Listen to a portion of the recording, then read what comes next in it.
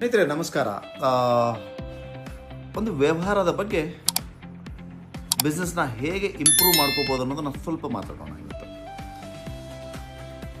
ನೀವು ಅಬ್ಸರ್ವ್ ಮಾಡಿ, ಯಾವುದೋ ಒಂದು ವ್ಯಾಪಾರಕ್ಕೆ, ಯಾವುದೋ ಒಂದು ಬಿಸ್ನೆಸ್ಸಿಗೆ ಹೋದಾಗೆ, ಯಾವುದೋ ಒಂದು ಅಂಗಡಿಗೆ ಹೋದಾಗೆ ನಿಮ್ಮನ್ನು ಯಾವ ಥರ ಸ್ವೀಕಾರ ಮಾಡಿದ್ದಾರೆ ಆ ಅಂಗಡಿಯವರು. ಸರ್, ಸ್ವೀಕಾರ ಮಾಡಬೇಕಾ? ಹೌದು, ಕಸ್ಟಮರ್ ಇಸ್ ಎ ಗಾಡ್ ಅಂತ ಹೇಳ್ತಾರೆ. Customer is the most important person ಅಂತ ಹೇಳ್ತಾರೆ. ಹೌದು, ಕಸ್ಟಮರ್ ಇಲ್ಲ ಅಂತಂದರೆ ನಮ್ಮ ಬಿಸ್ನೆಸ್ ನಡೀಲಿಕ್ಕೆ ಸಾಧ್ಯ ಇದೆಯಾ? 100% ಸಾಧ್ಯ ಇಲ್ಲ. ಮತ್ತು ಅವನು ಇಂಪಾರ್ಟೆಂಟೇ ತಾನೇ. ಅವನ್ನ ವೆಲ್ಕಮ್ ಮಾಡಲಿಕ್ಕೆ ಏನಾಗ್ತದೆ? ಅವನ್ನ ಸ್ಮೈಲಿಂದ ರಿಸೀವ್ ಮಾಡಲಿಕ್ಕೆ ಏನಾಗ್ತದೆ?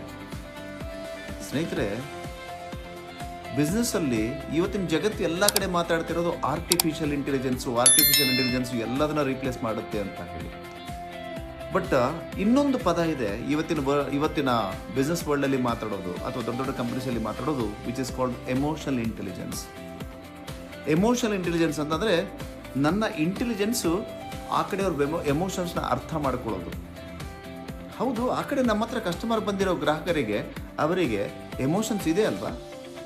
ಅವ್ರನ್ನ ಒಂದು ಸ್ಮೈಲ್ ಕೊಟ್ಟು ರಿಸೀವ್ ಮಾಡಿಕೊಂಡಾಗೆ, ಅವರು ಕಸ್ಟಮರ್ ಬಂದಿದ ತಕ್ಷಣ ನಾವು ರೆಸ್ಪಾಂಡ್ ಮಾಡಿ, ಅಂದರೆ ಮೀನ್ಸು ಅವ್ರನ್ನ ರಿಸೀವ್ ಮಾಡಿಕೊಂಡಾಗೆ, ಮೇಡಮ್ ನಮಸ್ಕಾರ ಮೇಡಮ್, ಹೇಳಿ ಏನು ನೋಡಬೇಕಾಗಿತ್ತು ಅಂತ ಕೇಳಿದಾಗೆ ಕಸ್ಟಮರ್ನ ಇಂಪ್ರೆಸ್ ಮಾಡ್ದಂಗೆ ಆಗುತ್ತಾ? ಅವರ ಎಮೋಷನ್ಸ್ನ ನಾವು ಅಟ್ಯಾಚ್ ಮಾಡ್ದಂಗೆ ಆಗುತ್ತಾ? ಖಂಡಿತವಾಗೂ ಆಗುತ್ತೆ. ಇದು ಅಮೆಝಾನಲ್ಲಿ ಇದು ನಡೀತದ? 100% ನಡೆಯಲ್ಲ. ಯಾಕೆಂದರೆ ಅಮೆಝಾನಲ್ಲಿ ಕಡಿಮೆ ಸಿಗ್ಬೋದು ಪ್ರಾಡಕ್ಟು, ಅಮೆಝಾನಲ್ಲಿ ವೆರೈಟಿ ಸಿಗ್ಬೋದು, ಬಟ್ ಎಮೋಷನ್ ಸಿಗಲ್ಲ. ಅಲ್ಲಿ ಗ್ರಾಹಕರು ಅಂದರೆ ಮೀನ್ಸು ಬಿಸ್ನೆಸ್ ಪೀಪಲ್ಲು ಸ್ಮೈಲಿಂದ ರಿಸೀವ್ ಮಾಡ್ಕೊಳ್ಳೋಕೆ ಸಾಧ್ಯ ಇಲ್ಲ. ಸ್ನೇಹಿತರೆ, ಈ ಸಣ್ಣ ಎಮೋಷನಲ್ ಇಂಟೆಲಿಜೆನ್ಸ್ ನಿಮ್ಮ ಹತ್ರ ಇದ್ದರೆ, ಬಿಸ್ನೆಸ್ ಪೀಪಲ್ ಹತ್ರ ಇದ್ದರೆ, ಅದರಿಂದ ನಾವು ಕಸ್ಟಮರ್ನ ಅಟ್ರ್ಯಾಕ್ಟ್ ಮಾಡ್ಕೊಳ್ಳೋದಕ್ಕೆ ಭಾಳಷ್ಟು ಈಸಿ ಆಗುತ್ತೆ. ಸೊ ಅವ್ರನ್ನ ಸಿಂಪಲ್ ಪಾಯಿಂಟಲ್ಲಿ ಹೇಳಬೇಕು ಅಂತಂದರೆ, ಕಸ್ಟಮರ್ ಅಂಗಡಿಯಲ್ಲಿ ಬಂದಿದ ತಕ್ಷಣ ಇಮ್ಮಿಡಿಯೇಟಾಗಿ ರಿಸೀವ್ ಮಾಡಿ ಅಂತಂದರೆ, ಮೇಡಮ್ ನಮಸ್ಕಾರ ಮೇಡಮ್, ಕೂತ್ಕೊಳ್ಳಿ, ಏನು ನೋಡ್ಬೇಕಂತಿದ್ದೀರಾ? ಇದು ಸಣ್ಣ ಪಾಯಿಂಟು. ಹೌದು. ಸೊ ಅವರು ಏನೂ ತಗೊಳ್ಳಿಲ್ಲ, ಎಲ್ಲ ಐಟಮ್ನ ನೋಡಿದ್ರು. ಅದು ನಮ್ಮ ಬಟ್ಟೆ ಅಂಗಡಿಯಲ್ಲಿರ್ಬೋದು, ಅಥವಾ ನಮ್ಮ ಬಳೆ ಅಂಗಡಿಯಲ್ಲಿರ್ಬೋದು, ಅಥವಾ ನಮ್ಮ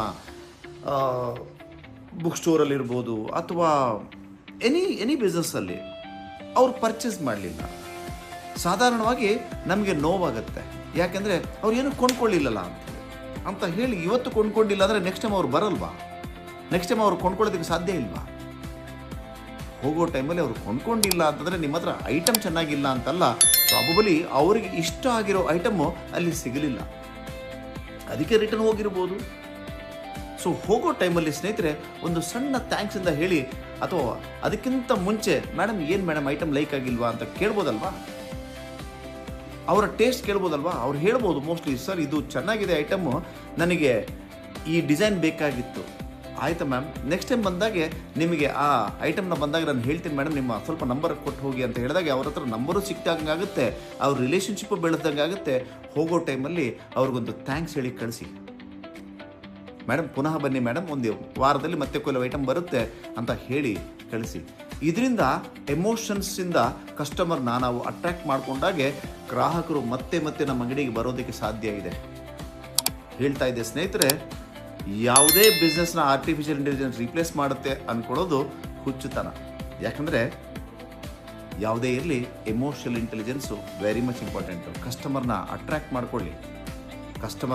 ಮಾಡ್ಕೊಳ್ಳೋ ವಿಧಾನ ಒಂದು, ಅವ್ರನ್ನ ಇಮ್ಮಿಡಿಯೇಟಾಗಿ ರಿಸೀವ್ ಮಾಡ್ಕೊಳ್ಳೋದಿರ್ಬೋದು, ಅವ್ರನ್ನ ಕೂತ್ಕೊಂಡು ಅವ್ರನ್ನ ಸ್ಮೈಲಿಂದ ಐಟಮ್ ತೋರಿಸೋದಿರ್ಬೋದು, ಹಾಗೆಯೇ ಅವ್ರಿಗೆ ಹೋಗೋ ಟೈಮಲ್ಲಿ, ಕಳಿಸ್ಕೊಡೋ ಟೈಮಲ್ಲಿ ಒಂದು ಥ್ಯಾಂಕ್ ಯು ಹೇಳಿ ಕಳಿಸ್ಕೊಡಿ.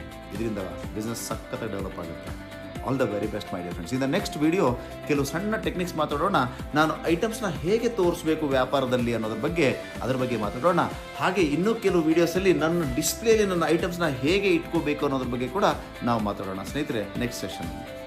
ಸೊ ಹಾಗೆ ನಿಮಗೆ ಈ ವಿಡಿಯೋ ಲೈಕ್ ಆಯಿತು ಅಂತಂದರೆ ನಿಮ್ಮ ಫ್ರೆಂಡ್ಸ್ಗೆ ಶೇರ್ ಮಾಡಿ. ಹಾಗೆ ದಯವಿಟ್ಟು ಕಮೆಂಟ್ ಮಾಡಿ, ಇದನ್ನು ನಾವು ಏನು ಮಾತಾಡಿರೋ ಪಾಯಿಂಟ್ಸನ್ನ ನೀವು ಯಾವುದನ್ನು ಇಂಪ್ಲಿಮೆಂಟ್ ಮಾಡ್ತೀರಾ ಅಂಥೇಳಿ ಆ ಪಾಯಿಂಟಲ್ಲಿ ಕೆಳಗಡೆ ಕಮೆಂಟಲ್ಲಿ ಹಾಕಿ. ಹಾಗೆ ದಯವಿಟ್ಟು ಸಬ್ಸ್ಕ್ರೈಬ್ ಮಾಡಿ ಸ್ನೇಹಿತರೆ. Thank you very much.